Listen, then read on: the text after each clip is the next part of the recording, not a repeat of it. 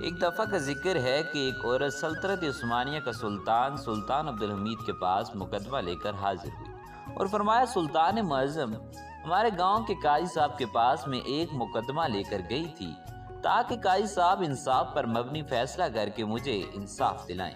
لیکن بدقسمتی سے میں جب قاضی صاحب کے پاس گئی تو اس وقت قاضی صاحب عدالت میں اکیلا موجود تھا۔ قاضی صاحب میرے حسن کو دیکھ کر پاگل ہو گیا اور اس نے مجھے بدکاری کی دعوت دے دی۔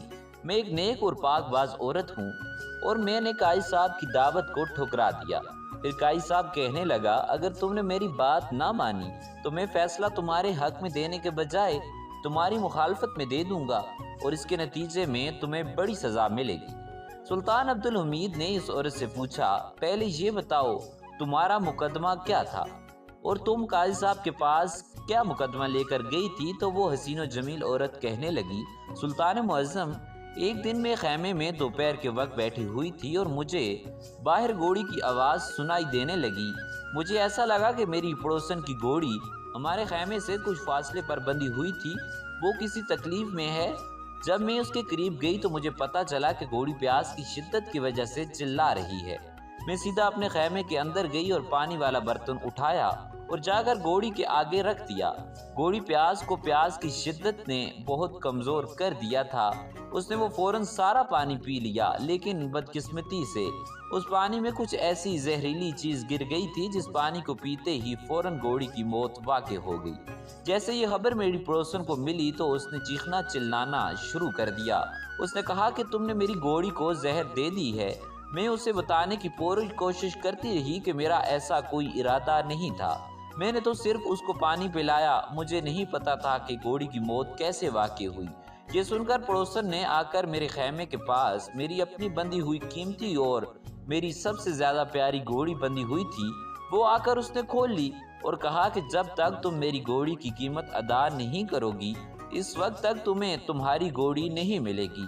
اور یہی مقدمہ میں لے کر قاضی صاحب کے پاس گئی اور کہا کہ آپ انصاف پر مبنی فیصلہ کریں، کیونکہ میں نے جان بوجھ کر اس گھوڑی کو زہر نہیں دی۔ یہ غلطی تھی یا پھر ایک حادثہ تھا؟ جب میں قاضی صاحب کے پاس گئی تو قاضی صاحب عدالت میں نہیں تھے۔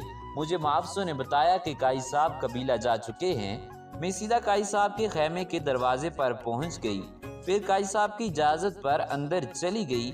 میں نے قاضی صاحب کو اپنی بات تفصیل سے بتائی، لیکن قاضی صاحب مجھے دیکھ کر میرے حسن کا دل دادا ہو چکا تھا اور میرے جسم کو لالچی نظروں سے دیکھنے لگا۔ پھر قاضی صاحب نے کہا کہ اگر تم میرے ساتھ بستر پر کچھ وقت گزارو تو میں تیرے حق میں فیصلہ دے دوں گا۔ جب میں نے اس کی دعوت قبول نہیں کی تو اس نے خیمے کا دروازہ بند کر کے مجھے رسیوں سے باندھ کر اور میرے منہ پر کپڑا باندھ کر میرے ساتھ زبردستی زنا کیا۔ جب میں خیمے سے باہر نکلی اور چلانے لگی کہ قاضی صاحب نے میرے ساتھ زیادتی کی ہے تو الٹا اس کے سپاہیوں نے مجھے دھکے دے کر وہاں سے نکال دیا۔ میرے پاس انصاف لینے کے علاوہ کوئی اور چارہ نہیں تھا، اسی لیے میں بڑی مشکلوں سے آپ کے سامنے حاضر ہوئی ہوں۔ یہ سن کر سلطان عبدالحمید نے کہا کہ تیری بات بالکل درست ہے، لیکن تمہیں اپنا فیصلہ کسی شہر کے قاضی کے پاس لے کر جانا چاہیے تھا، نہ کہ ایک سلطان کے پاس۔ میرے پاس اتنا وقت نہیں ہے کہ میں آپ کے مقدمے کو حل کر سکوں، لہٰذا قاضی صاحب کو پیغام بھجوا دیتا ہوں کہ وہ انصاف پر مبنی فیصلہ کریں۔ یہ سن کر وہ عورت گڑ گڑانے لگی اور کہا، قاضی صاحب کبھی چور چور کو پکڑتا ہے، کبھی مجرم مجرم کو پکڑتا ہے۔ یہ سن کر سلطان نے کہا کہ نہیں۔ تو پھر وہ عورت کہنے لگی کہ سلطان معظم، اب آپ ہی بتائیں کہ ایک قاضی دوسرے قاضی کی مخالفت میں کوئی فیصلہ دے گا اور دوسری طرف ایک عام عورت۔ یہ سن کر سلطان معظم نے فرمایا کہ اگر ایسی بات ہے تو میں خود ہی تمہارا فیصلہ کر دیتا ہوں۔ اس کے بعد سلطان عبدالحمید کے حکم پر قاضی صاحب کو بلایا گیا اور چند ہی لمحوں کے بعد قاضی صاحب سلطان کے سامنے حاضر ہو گیا۔ سلطان عبدالحمید قاضی صاحب سے مخاطب ہوا اور کہا کہ یہ عورت سچ کہہ رہی ہے، کیا تم نے اس کے ساتھ بدکاری کی ہے؟ یہ سن کر قاضی صاحب فرمانے لگا، نہیں سلطان معظم، میں نے اس عورت کو ہاتھ تک بھی نہیں لگایا۔ پھر سلطان نے کہا کہ ایسی کیا وجہ کہ تمہارے ساتھ اتنے سخت الفاظ کیوں بول رہی ہے؟ اس کے پیچھے حقیقت کیا ہے؟ جب سلطان عبدالحمید نے قاضی صاحب کے دلائل سنے تو اس نے کہا کہ سلطان معظم، یہ عورت میرے پاس مقدمہ لے کر آئی، میں نے اس عورت کی بات پوری توجہ اور تفصیل سے سنی اور میں نے یہی فرمایا کہ میں دوسری طرف کے بھی دلائل سنوں گا اور گواہان کی گواہی کے بعد ہی اس مقدمے کا فیصلہ کروں گا، اس لیے تم کل صبح میری عدالت میں حاضر ہو جانا۔ یہ سنتے ہی اس عورت نے تیور بدلنے لگے اور اس نے کہا کہ اگر تم نے میرے حق میں فیصلہ نہ کیا تو میں تمہیں بدنام کر ڈالوں گی۔ حتیٰ کہ اپنے حق میں فیصلہ دلوانے کے لیے اس نے مجھے اپنے جسم کی بھی پیشکش کی۔ میں نے جب اس عورت کی بات ماننے سے انکار کر دیا تو مجھے یہ بھی دھمکی دی کہ تم عورت کی طاقت کو نہیں جانتے۔ میں اس کے بار بار کہا کہ میں دونوں طرف کے دلائل سننے کے بعد ہی انصاف پر مبنی فیصلہ کروں گا، لیکن یہ عورت جانتی تھی کہ یہ گناہ گار ہے اور اس نے واقعی ہی اپنی پڑوسن کی گھوڑی کو زہر دے کر مارا ہے، کیونکہ اس کی گھوڑی پڑوسن کی گھوڑی سے کمزور اور کم صورت میں تھی، اس لیے یہ اس کی حسد کرتی تھی اور اسے ڈر تھا کہ فیصلہ اس کے خلاف آئے گا۔ اسی لیے یہ مجھے دھمکیاں دینے لگی۔ جب میں نے اس کی بات نہیں مانی تو اس نے مجھ پر گھنونا الزام لگا کر آپ کے پاس آ گئی۔ آپ چاہیں تو قبیلہ والوں سے پوچھ لیں یا خیمے کے دروازے پر موجود محافظوں سے معلوم کروا لیں۔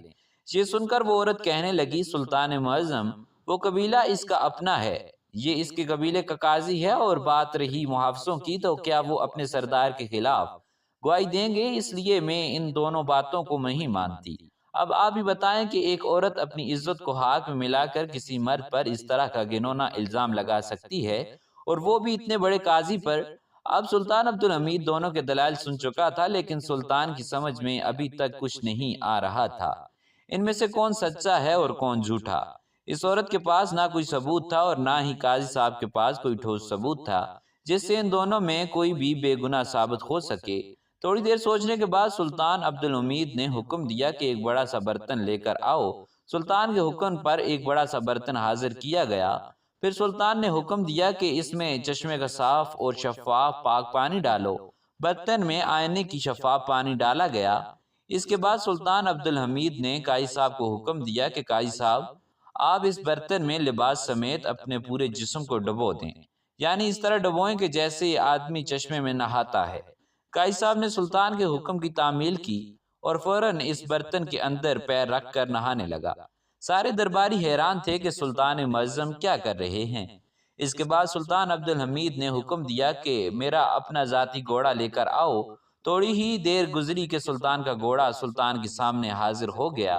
اب سلطان عبدالحمید نے کہا کہ وہ پانی والا برتن میرے گھوڑے کے سامنے رکھو۔ جیسے ہی وہ پانی کا برتن سلطان کے گھوڑے کے سامنے رکھا گیا تو گھوڑے نے فوراً پانی پینا شروع کر دیا۔ یہ دیکھ کر سلطان عبدالحمید نے کہا کہ اے چالاک عورت، تم سراسر جھوٹ بول رہی ہو۔ قاضی صاحب بالکل بے گناہ ہیں اور اس نے تمہیں ہاتھ تک نہیں لگایا۔ حتیٰ کہ میں یہ کہہ سکتا ہوں کہ قاضی صاحب کا دامن بالکل پاک صاف اور شفاف ہے۔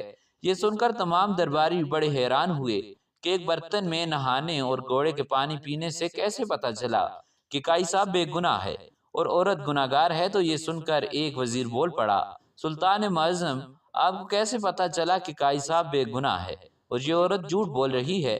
تو سلطان عبدالحمید نے کہا کہ میرے گھوڑے کی یہ خاصیت ہے کہ یہ نجس پانی کو منہ نہیں لگاتا۔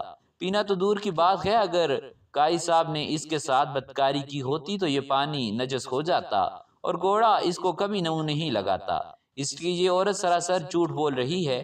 اس کے بعد سلطان نے اس عورت کو کہا کہ اپنے الفاظ میں تم سچ سچ بتا دو، ورنہ تمہیں ایسی سزا ملے گی کہ تم اوروں کے لیے نشان عبرت بن جاؤ گی۔ جب عورت کے پاس اور کوئی چارہ نہ رہا تو اس نے سلطان عبدالحمید اور تمام درباریوں کے سامنے اپنے گناہ کا اقرار کر لیا اور بتایا کہ جیسے قاضی صاحب نے کہا تھا ویسی ہی بات ہے، میں نے ہی اپنی پڑوسن کی گھوڑی کو زہر دے کر مارا تھا، اس لیے سزا سے بچنے کے لیے میں نے قاضی پر یہ الزام لگایا۔ اس کے بعد سلطان عبدالحمید نے فیصلہ سنایا کہ گھوڑی کے قتل کے عوض تمہیں گھوڑی کا جرمانہ ادا کرنا ہوگا، اور ایک معزز اور نیک ایماندار قاضی پر گھنونا الزام لگانے کے جرم میں تمہیں 1 سال کے لیے زندان میں ڈال دیا جاتا ہے۔ ناظرین، اگر آپ کو ہماری آج کی ویڈیو پسند آئی ہے تو ہمارے چینل سبسکرائب کر دیں تاکہ ہماری ہر آنے والی نئی ویڈیو سب